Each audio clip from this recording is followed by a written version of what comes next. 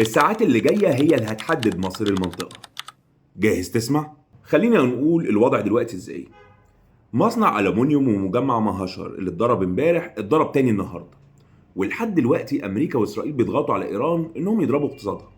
خد بالك إن مجمع مهاشر ومجمع البتروكيماويات في عسلوية بيشكلوا 85% من صادرات إيران البتروكيماويات، ودي ضربة شديدة لاقتصاد إيران. بس الحقيقة لفت نظري حاجة تانية. الغريب بقى إنه أي دولة بتتعرض لهجوم المفروض إن جيشها هو اللي يحمي الشعب.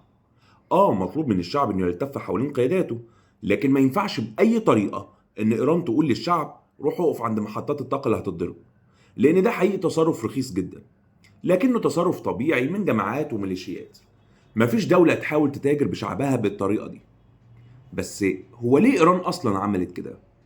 الحقيقه انه هدف ايران انها تضغط على العالم بوجود مدنيين في الاهداف اللي امريكا واسرائيل هيضربوها، علشان لما يموتوا في القصف تقول لك ضربوا المدنيين.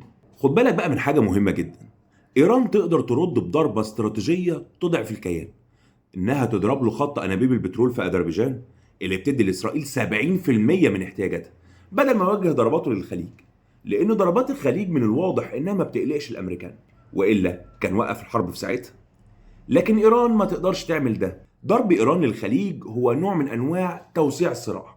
يعني ليه اتضرب لوحدي ما نتضرب كلنا؟ في وسط ده كله قاعدين مستنيين المهله.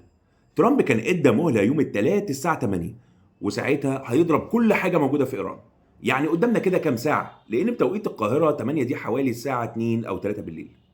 باكستان بقى كانت ادت مقترح لامريكا وايران، وعلى فكره المقترح الباكستاني هو بالكربون المقترح الامريكي اللي رفضته ايران. بس الغريب بقى ان ايران وافقت بعد ما كانت معترضه، وده بيقول لك حجم الضغط اللي عليها قد ايه. طب ليه بقول لك كده وليه بقول لك انه في ضغط؟ لان المقترح فيه وقف مؤقت لاطلاق النار لمده اسبوعين وفتح المضيق، وده على فكره ايران رفضته تماما امبارح ووافقت عليه النهارده. فاهم حاجه؟ المقترح الباكستاني بيتكون من مرحلتين. الاولانيه وقف مؤقت لاطلاق النار لمده اسبوعين وفتح مضيق هرمز. طب التاني انه يبقى في مفاوضات وتنجح ويبقى في وقف نهائي لاطلاق النار. وكعاده ترامب سايب الدنيا تضرب تقلب وبيشوف يخلص ولا يستنى، خصوصا ان في تحركات عسكريه في المنطقه، والتحركات دي مش تحركات لوقف اطلاق النار خالص. وايران من الناحيه التانيه بتهدد انه لو حصل ضرب هتقفل مضيق باب المندب. حاجه كده في منتهى العبث.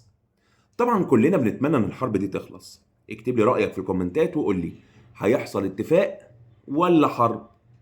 مش قلت لك تتابعني علشان اقول لك اللي بيحصل حواليك ببساطه؟